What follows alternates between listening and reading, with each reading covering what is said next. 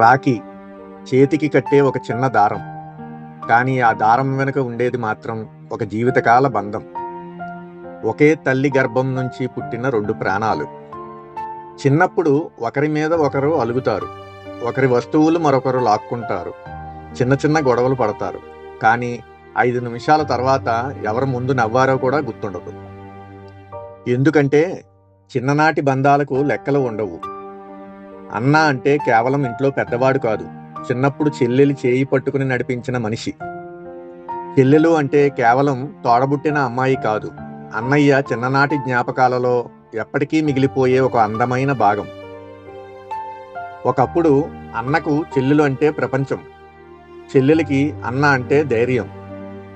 ఒకరి మీద ఒకరు అలుగుతారు, ఒకరి మీద ఒకరు కోపపడతారు. కానీ ఎవరో బయట వాళ్ళు ఏదైనా అంటే మాత్రం అది మా అన్న, అది మా చెల్లెలు అంటూ మళ్ళీ ఒకటే పోతారు.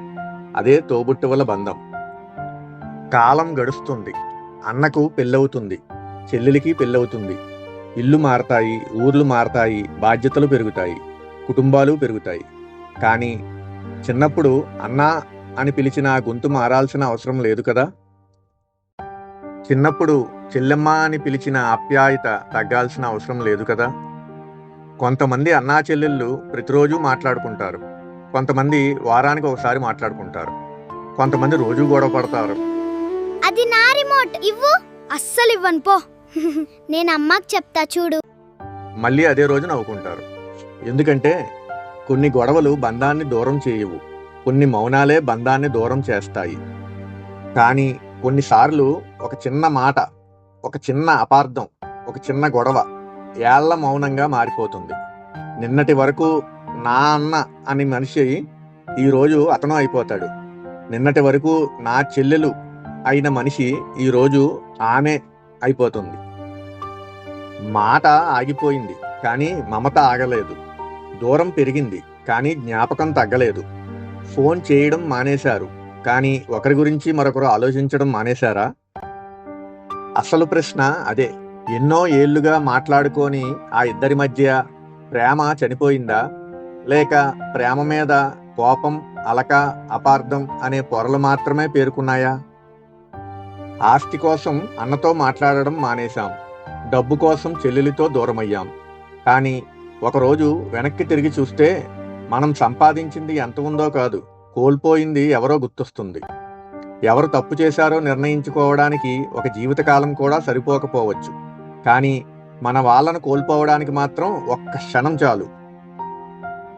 అందుకే శ్రావణ పౌర్ణమి వచ్చిన ప్రతిసారి మన చేతికి కట్టుకునే ఆ చిన్న రాఖీ కేవలం ఒక పండుగ గుర్తు కాదు. జ్యోతిష్య సాంప్రదాయంలో చంద్రుడిని మనస్సుతో అనుసంధానిస్తారు. అలాంటి పౌర్ణమి రోజున మనసుకు దగ్గరైన బంధాలను ఒక్కసారి గుర్తు చేసుకోవడం అంతకంటే అందమైన సందర్భం ఇంకేముంటుంది? రాఖీ అంటే చేతికి కట్టే దారం మాత్రమే కాదు, ఒకరి జీవితంలో మరొకరు నేనున్నాను అని చెప్పుకునే బంధం. అన్న కష్టంలో ఉన్నప్పుడు చెల్లెలి మనసు అతని సమస్య అని పక్కకు తప్పుకోకూడదు. చెల్లెలి కష్టంలో ఉన్నప్పుడు అన్నయ్య మనసు ఆమె కుటుంబ విషయం అని దూరంగా నిలబడకూడదు. ఎందుకంటే రక్త సంబంధం పుట్టుకతో వస్తుంది, కానీ ఆ బంధానికి విలువ మనం ఇచ్చే ప్రేమతో వస్తుంది. అందుకే ఒకరి కష్టంలో మరొకరు నిలబడటమే అసలైన రక్షాబంధనమా? అయితే ఆ రక్షణ అంటే ఏమిటి? అన్న చెల్లెలికి ఏమి ఇవ్వాలి? చెల్లెలు అన్నకు ఏమి ఇవ్వాలి? ఒక రాఖీ, ఒక కానుక, ఒక పండగ భోజనం, ఇవేనా? కాదు.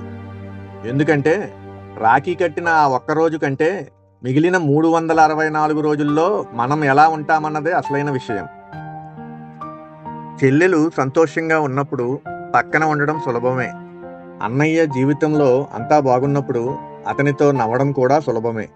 కానీ అన్నయ్య కష్టాల్లో ఉన్నప్పుడు నాకెందుకులే అని పక్కకు తప్పుకోకుండా ఏం జరిగింది అన్నా అని అడిగే చెల్లెలే నిజమైన చెల్లెలు. చెల్లెలి జీవితంలో కష్టం వచ్చినప్పుడు అది ఆమె కుటుంబ విషయం అని దూరంగా నిలబడకుండా నీకు ఏ కష్టం వచ్చినా చెప్పు, నేనున్నాను అని ధైర్యం చెప్పే అన్నయ్యే నిజమైన అన్నయ్య. అదే రక్షణ, అదే అనుబంధం, అదే రాఖీ వెనక మనం గుర్తు చేసుకోవాల్సిన భావం. ఎందుకంటే బంధం అంటే సంతోషాన్ని పంచుకోవడం మాత్రమే కాదు, కష్టం వచ్చినప్పుడు కన్నీటిని కూడా పంచుకోవడం. చిన్నప్పుడు చెల్లెలి చేతిలో ఉన్న చాక్లెట్లో సగం అన్న తీసుకున్నాడు. అన్న చేతిలో ఉన్న బొమ్మను చెల్లెలు తీసుకుంది. అప్పుడు వాళ్ళకి ఏమీ తెలియదు పంచుకోవడం అంటే ఏమిటో. కానీ వాళ్ళు అప్పుడే నేర్చుకున్నారు, నాది అనే మాట కంటే మనది అనే మాటలోనే ఎక్కువ ఆనందం ఉంటుందని. చిన్నప్పుడు ఒకే ప్లేట్లో అన్నం పంచుకున్న చేతులు పెద్దయ్యాక ఆస్తి కోసం ఎందుకు దూరం కావాలి? ఒకప్పుడు చెల్లెలి సంతోషం కోసం అన్నయ్య తన సంతోషాన్ని కూడా పక్కన పెట్టేవాడు. ఒకప్పుడు అన్నయ్య కష్టాన్ని చూసి చెల్లెలు మనసు కూడా బాధపడేది. మరి కాలం గడిచే కొద్దీ ఒకరి కష్టం మరొకరికి ఎందుకు పరాయి కావాలి? డబ్బు తగ్గితే మళ్ళీ సంపాదించుకోవచ్చు, ఆస్తి పోతే మళ్ళీ సంపాదించుకోవచ్చు. కానీ మనతో కలిసి పెరిగిన మనిషి మన జీవితంలోంచి దూరం అయితే ఆ ఖాళీని ఏ సంపద నింపలేదు. సంపద తగ్గితే జీవితం తగ్గదు, కానీ మనసుకు దగ్గరైన మనిషి దూరం అయితే జీవితంలో ఒక భాగమే దూరమైనట్టు అవుతుంది. జీవితం మనకు ఎన్నో సంబంధాలను ఇస్తుంది. స్నేహితులను మనం ఎంచుకుంటాం, జీవిత భాగస్వామిని మనం ఎంచుకుంటాం, మన పిల్లలు మన జీవితంలోకి వస్తారు. కానీ తోబుట్టువులను మాత్రం మనం ఎంచుకోము. మనం ఈ లోకంలోకి వచ్చినప్పుడే మన జీవితంతో పాటు వచ్చిన బంధం అది. అందుకే తోబుట్టువుల బంధం మనం వెతుక్కున్న బంధం కాదు, మనతో పాటు పుట్టిన బంధం.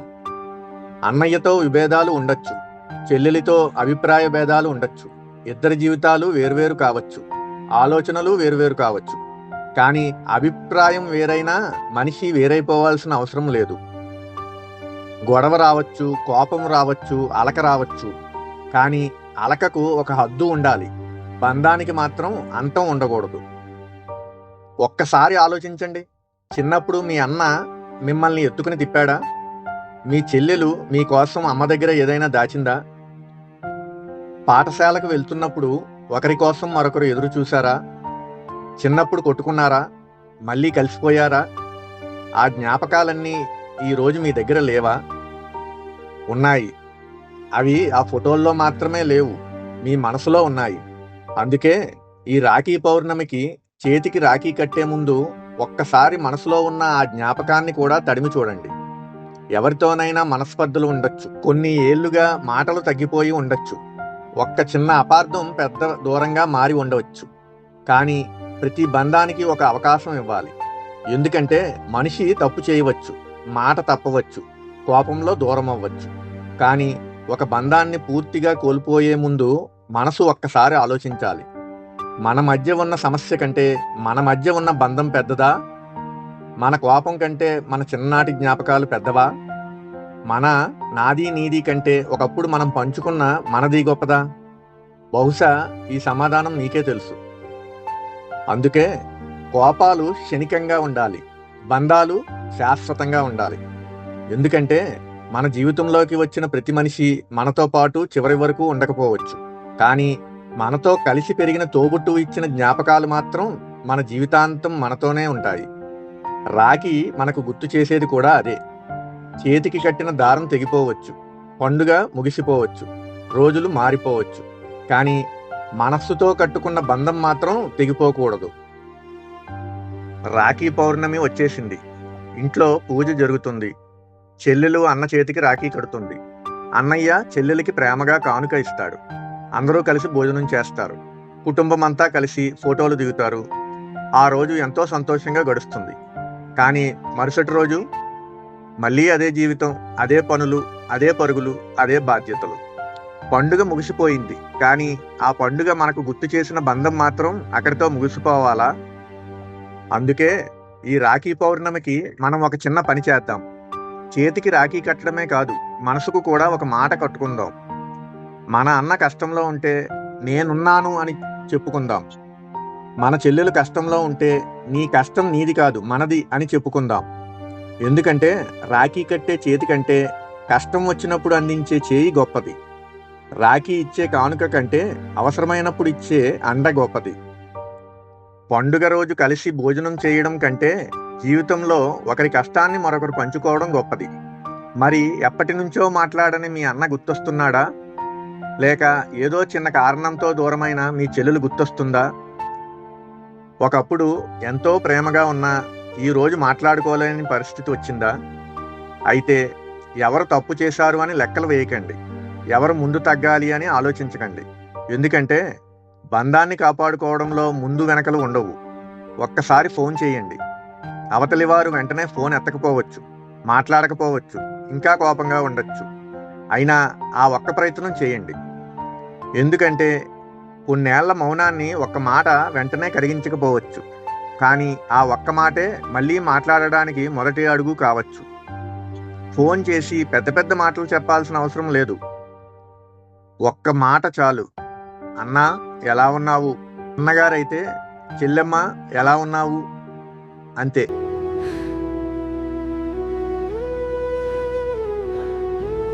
అన్నయ్య,